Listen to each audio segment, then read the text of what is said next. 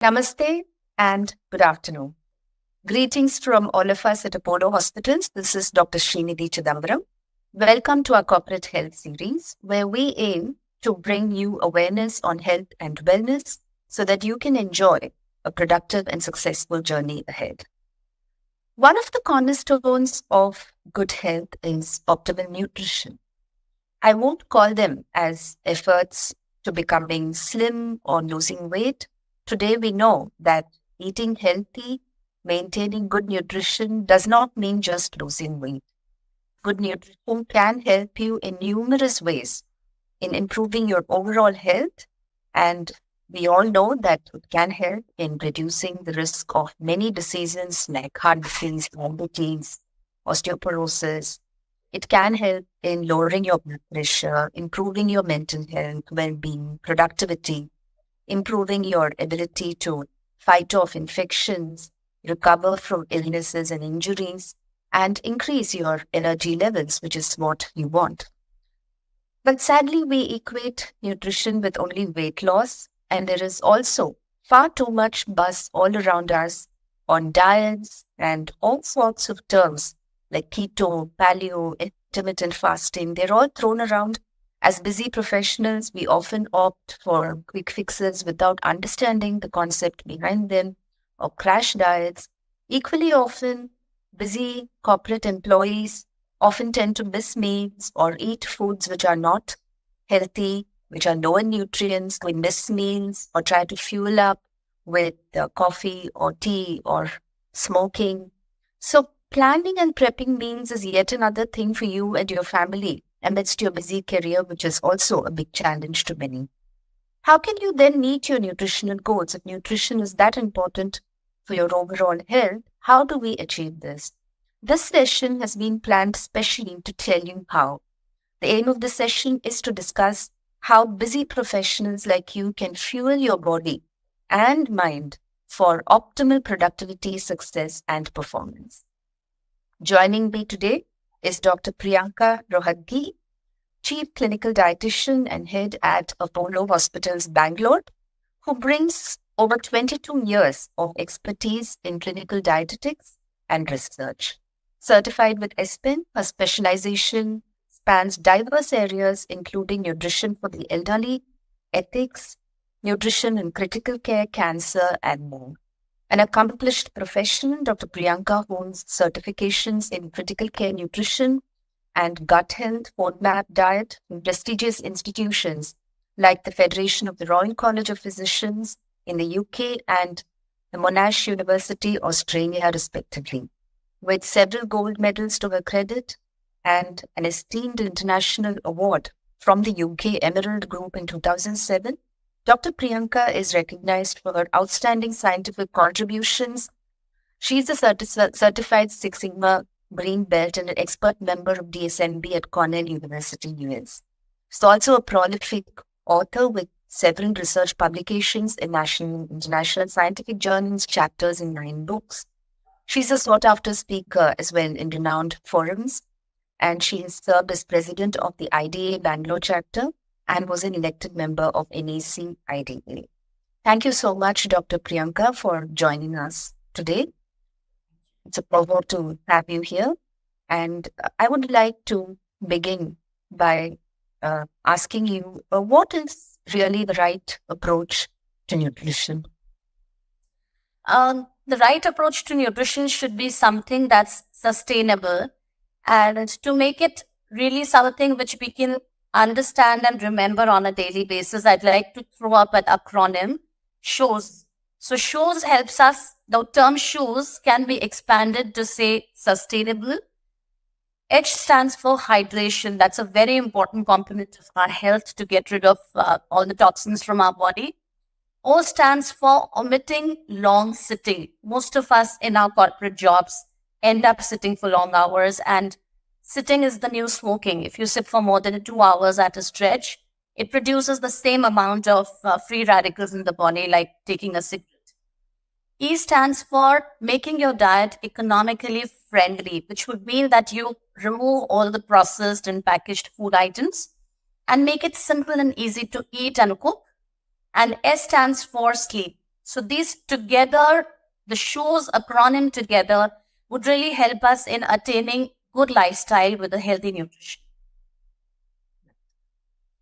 So this is kind of easier said than done for busy professionals because most of the time they have long working hours and not much time to perhaps cook or make homemade food or plan the meals. So I think it would be good if you can share practical tips for busy professionals and tell them how to integrate all these healthy habits, what you said, the shoes, which includes that balanced and uh, home cooked kind of diet.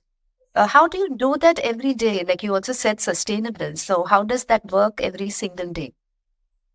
See, certain things like our sleep and hydration can be planned if, we are a little thoughtful about our time management. Coming to sustainability and wholesomeness of diet, if we try and maintain our timings, if we try to stick to our timings, maybe half an hour here and there, that plays a very important role. Trying to timings would be important because morning 6 to 8 a.m. is the time when cortisol is released in the body. And that's the time when we have to be up alert and doing some physical activity rather than sleeping.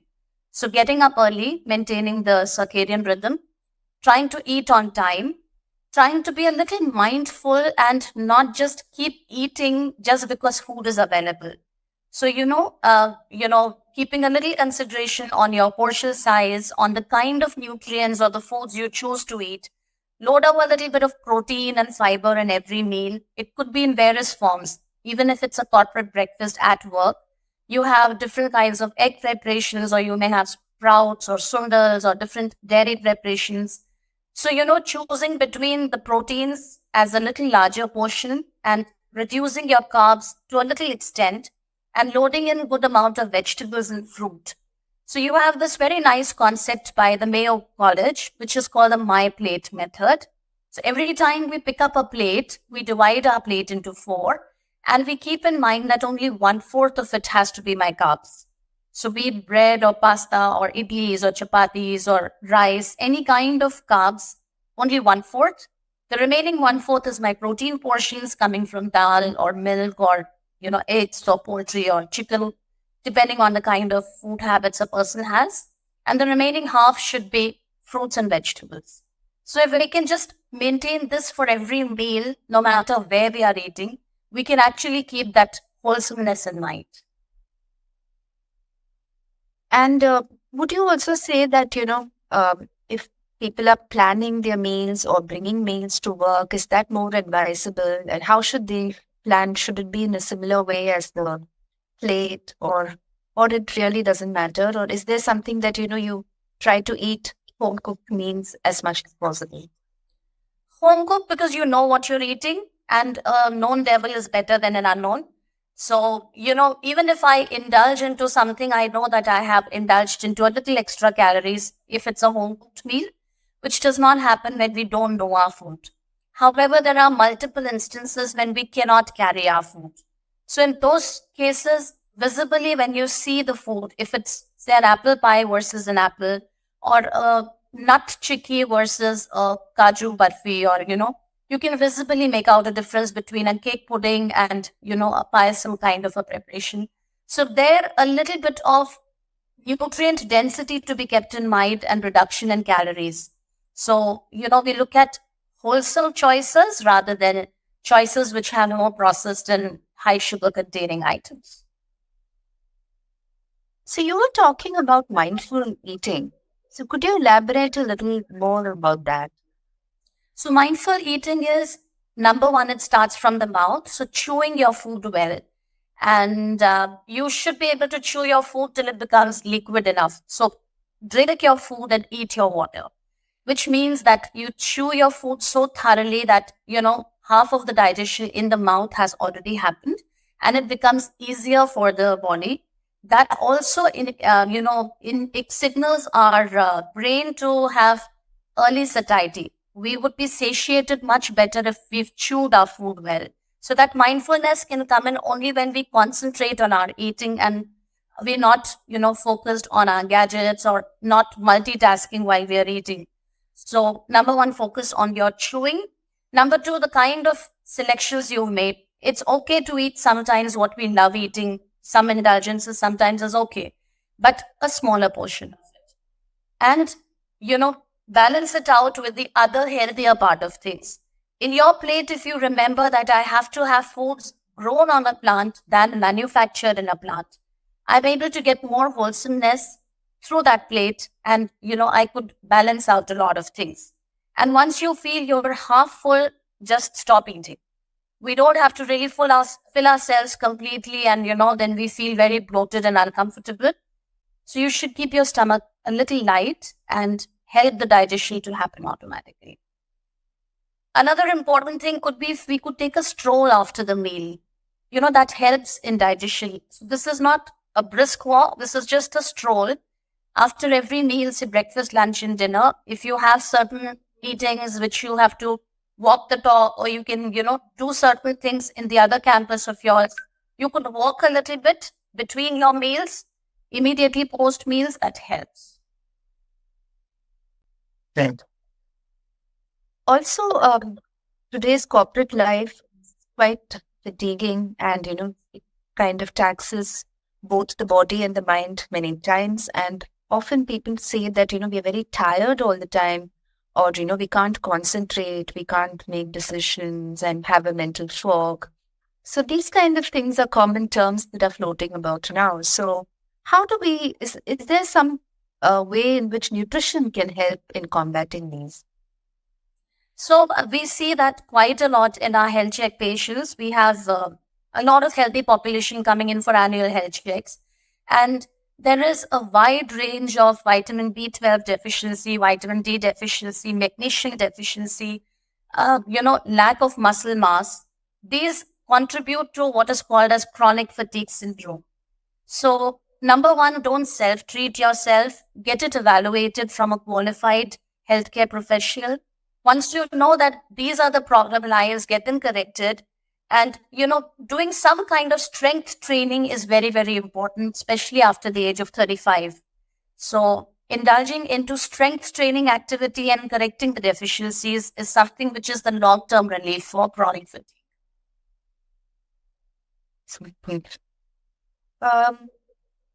The other thing is snacking. So the easiest thing, both at home or if you're working from home or at work, is to take breaks where there might be some kind of a canteen, or there might be coffee stations. So there's a lot of chance in the work environment to snack, feel hungry in between, or you just want something to distract you. So how do we incorporate healthy snacking, or even should we in the workplace? And here I might ask you if the workplace itself can help employees to eat healthier. See, number one, we should ask ourselves, am I really hungry, or is it thirst? Am I dehydrated? And we're all working in AC environments, so we don't appreciate our thirst so well. So make it a rule that every 1 hour you drink a glass of plain, unsalted, unsweetened water. It could be infused water where you could put in some chia seeds or some basil leaves, mint leaves, cucumber slices, lemon slices, orange slices, apple pieces. This infuses a lot of natural minerals into the water, making it tasty and giving us a nice reason to take the break. First thing is hydrate. Second thing is, if you still feel that you are hungry, snack on non-carbohydrate snacks. Like, it need not be a bread, a sandwich, a samosa, or a biscuit, or a pack of chips. It needs to be something apart from these carbs. So something like nuts and seeds. So 2-3 teaspoons of nuts, say a tight fist full of nuts is a very good snack. It keeps you satiated, and also it's quite nutrient dense. If you have the sugar craving, you could throw in a little bit of chopped dates into it, or anjeer into it, which is going to give you some better nutrition and satisfy your sweet tooth, kind of a thing. If you want to eat something little, bulkier, which gives you better satiety, so things like puffed millets and roasted nuts would be another option. You get this hummus in the market, or you can make it at home also. It's made with chana dal. And you could have it with a little bit of kakara, which is again the texture of your nachos or chips, but at the same time more wholesome and tastier. So these small things can be planned. And if I plan a little well ahead that I am going to have a long day, long meeting, so just a small box of grapes or pomegranate, which is handy on the table, can be eaten, would be better ideas. We already spoke briefly about the corporate lunches and the concept of ordering out, which is quite common in the workplace too. So you did mention about how to choose. But what do we do? Are there any further tips on what to order if you're ordering out, or what if you're out to a business lunch somewhere? If it's a planned lunch and you know that you're going to indulge, please eat and go, so that you don't really eat voracious portions of food. And there again, you'll have options like maybe rasam or a buttermilk or a soup, which is not very creamy in texture. So start with them.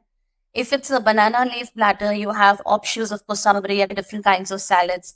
So, try and take a little more portion of the healthier food. You can reduce your portions of papad and over to or puris, rice portions. So just a little mindfulness in the portions helps you enjoy the meal and at the same time not feel very bloated and uncomfortable. So there is also this idea that, we were saying something about eating and then going, but there's also this reverse way that people sometimes think that, oh, I'm going to eat out, so I will miss breakfast. That sort of mindset also we see a lot. So what do you have to say to people, about maintaining like regular meals? Or because the other thing that's also like discussed quite often these days is fasting. And, which is even gone to the extent of saying that, you do whole day or multi-day fast. So what should be the ideal way out for people? See, fasting by a principle per se is a very healthy concept because body gets into autophagia. It tries to eat away the extra resources which are stored in the body. But doing it randomly won't give us the results. So if I decide to fast in the morning for my breakfast just because I have to go for a heavy lunch, it may cause acidity, discomfort, and I may end up eating a heavier meal. So that would not be the right approach. But if you want to use fasting in a more structured fashion, you would definitely get results. It could be various forms of intermittent fasting where you could observe a 36 hours fast over the whole week, and then, the remaining days you maintain your normal routine. Or you could have a hour specific fasting, like 12 hours fasting, 12 hours eating window, or 16 hours fasting and 8 hours eating window. Then the body gets physiologically adjusted to the cycle and we strike a hormonal balance. So randomly doing things may not give us results, but when we do it in a structured fashion with some resistance training, we could make sure that our body composition improves and we see something called inch loss rather than weight loss. And that's a very healthy way of looking at the body. If we are in good shape, like if you look at a buffalo and a horse, if you compare their weight, they are almost the same. But look at their shapes.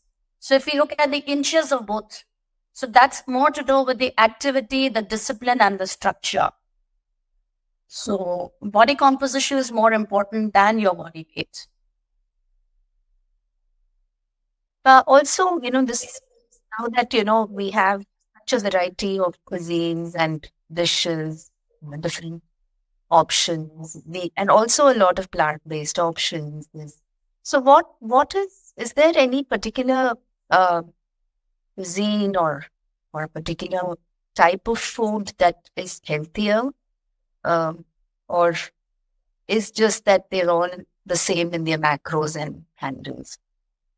If you look at the Mediterranean diet, it's supposedly very healthy because there's a lot of raw food involved in it. There is healthy oil, that is olive oil, which is just sprinkled on the food. And the cooking methods are not very high heat consuming. So if we look at the Mediterranean way of eating, that's a very healthy way of eating. Similarly, the Japanese way of eating, if we look at their portions of rice in the sushi, or their non-veg selections, or the amount of greens in the soup form that they have. So, look at the balance in every meal and that's where, each cuisine has its own beauty. The Indian food also is quite healthy. It's just that we have distorted our portions of carbohydrate. We fill our plate with mountains of rice, which definitely needs a little portion control using the my plate method. And even Indian cooking is good provided we maintain the sumptuousness, we maintain the balance. In a hurry, now people forget to make their sambars. They eat idli and chutney or dosa and chutney. So that protein portion is completely skimmed out. So if we are able to go back to our roots and, strike that balance of how traditionally the meals were, I'm sure Indian cooking is also a very good method. Okay. Another important part of work life is also the whole stress component. And that again is associated with the eating.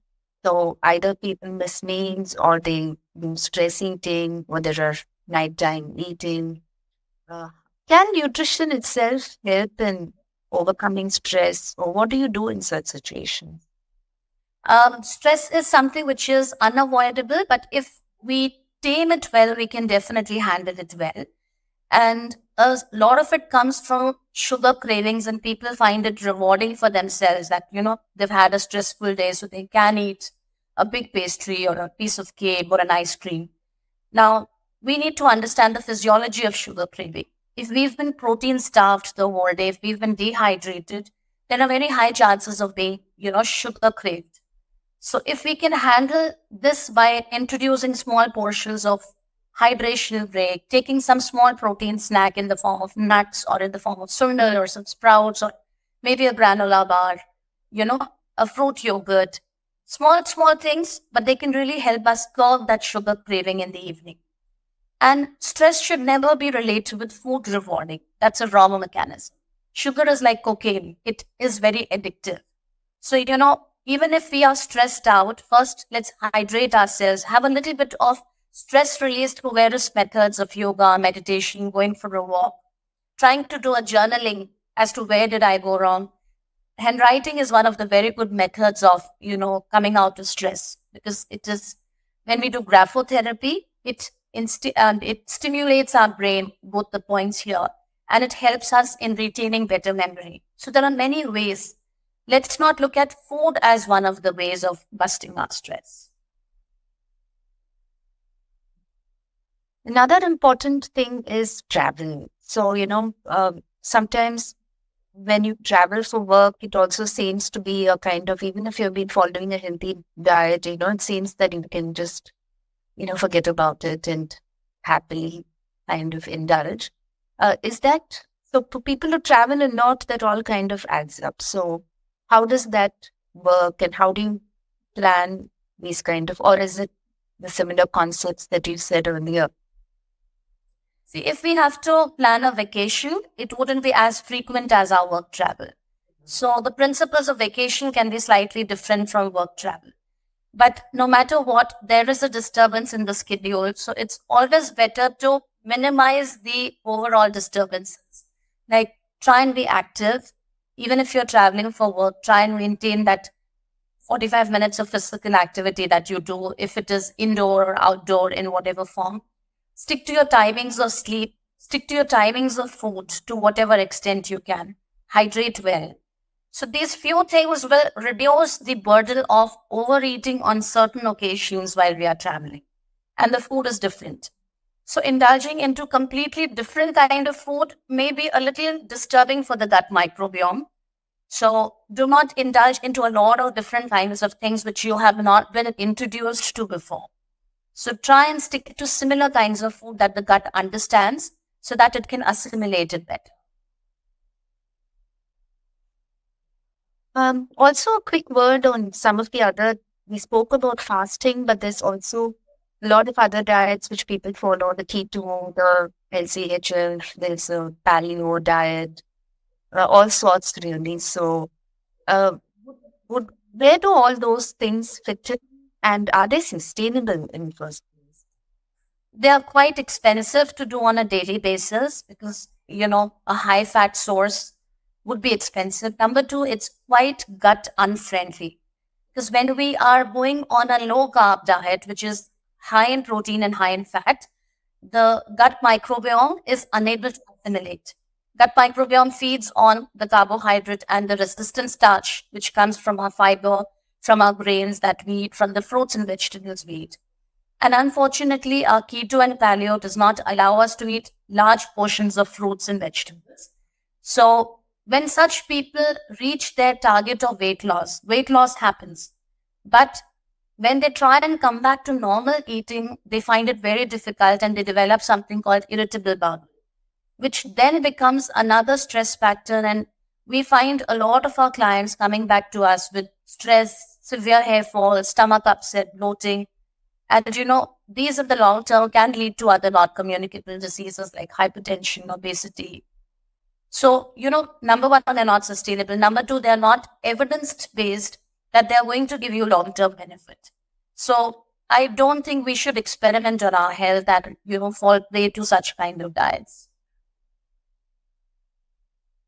Also, another thing that I could correlate to this is that there is a lot of emphasis on protein intake. And one thing that people do suggest is have the protein powders, which come in a variety of forms. Like some of them are plant-based, some of them are quite good in tracking. They give you a good dose of protein. What is your view on them? And they also seem to be quite easy for people to, carry around. This is actually more a question for myself also, I think. So, what is your view on supplements and things like protein powders? And of course, that whole other part of, the gym workout supplements and powders, which have their own side effects. See, first is assess, do you really need, is there an underlying deficiency? If you're not able to meet up your day's protein requirement? If yes, then we can look at some of those supplementations. Timing is very important. For people who work out, they have to have a little bit of pre-carb loading so that the body does not burn out all the muscles. And post-workout, when the muscles are very vulnerable to soreness and injuries, that's when we need to look at protein loading. And if your gym and house is not something very close by and you take time to reach, so within that 45 minutes of interval, you need to refill the proteins back into your muscle. So yes, those are the timings. If you find it difficult to pack certain things for yourself, you can look at supplements. Number two, it has to be something which is distributed throughout the day. It cannot be that I take the whole protein in the morning and the rest of the meals are not balanced. Then the body is unable to assimilate it for the actual function for which we are taking. So I would suggest sit down with somebody, assess your diet, and a qualified dietitian who could help you understand where are the gaps and bridge the gaps with the right sources. Certain supplements are definitely needed, like vitamin B12, omega-3, vitamin D, especially for vegetarians. No matter how much of balance we try to bring it with diet, we still find it to bridge the gap. Of late, we are finding a lot of magnesium deficiency, and in women, it is contributing to a lot of migraines and muscle pain and, a lot of sleep issues. So this can easily be corrected, and you don't really need a lot of anti-anxiety drugs. You can actually handle a lot of this with magnesium correction. So we need to first understand, are we really deficient through a dietary recall and through certain blood work, and then we should work on bridging the gap. So is there anything that you would like to also advise the management, corporates, the organizations on how they can help their employees to achieve better nutrition goals? If they can offer qualified help, that really makes a lot of difference. Because most of the times people Google and they go in for some influencers being followed by X, Y, and Z. And they may not be qualified enough to give you the kind of advice. Or the advice is not very precision-based, personalized to the kind of problem that the individual is undergoing. So it's always better to have a good cohesive approach with some qualified institutes offering a good holistic care, which can, bridge this gap between the employees and the disease conditions. So there's a lot which can be done in wellness to prevent illness.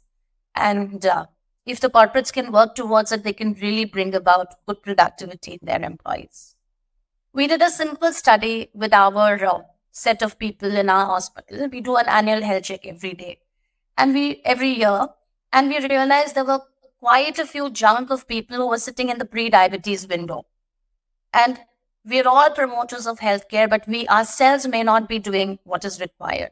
So we just started a little bit of strength training, small videos on how they can just get up in between their meetings or working hours and do a 1 minute or a 2 minute stretch, balance out the protein, and we put them on a 12-week follow-up program in the working hours. And we could reverse a lot of this pre-diabetes. And now we're working on diabetic population among the employees. So these things really can bring about a lot of change and prevent a lot of non-communicable diseases. Definitely. So thank you, Dr. Priyanka, for this very, very interesting and informative discussion today.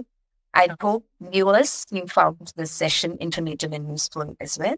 I also hope that you're going to start making those plans to become well-nourished and super fit. But remember that completely overhauling your diet and lifestyle all at once may not work. Instead, try incorporating one habit at a time, incorporate these changes that we spoke about, and then you see how your body gradually responds and you are at the peak of your productivity, and this will definitely create a big impact on your overall health and well-being as well. So remember, nourish your body with real food and it will shine for you. Thank you so much. See you soon.